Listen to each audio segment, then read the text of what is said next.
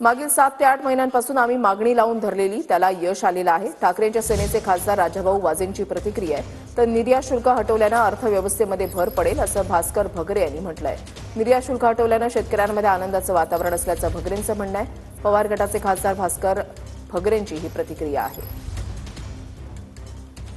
सरकारतर्फे विविध माध्यमातून कांदा निर्यात शुल्क रद्द होण्यासाठी आम्ही सर्वच खासदारांनी लढा सुरू केला होता. याआधी शासनाने काही शुल्क कमी केले होते आणि आता पूर्णतः रद्द करण्यात आले आहे.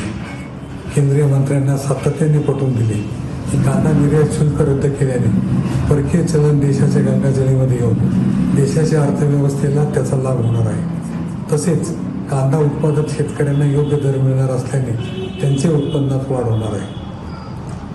विविध माध्यमातून दिलेल्या लढ्याला अखेर यश आल्याचे बघायला मिळत आहे. आज सरकारने 20% कांदा शुल्क निर्यात जे होतं ते रद्द केलं. त्यामुळे नक्कीच शेतकऱ्यांना त्याचा फायदा होणार आहे.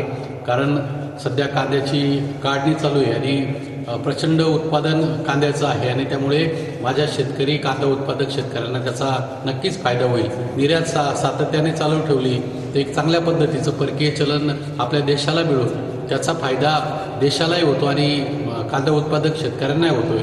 तर कांदा उत्पादक शेतकऱ्यांवरती अन्याय करणारी कोणती धोरणं भविष्यामध्ये लागू करू नये हीच सरकारला या निमित्ताने मी विनंती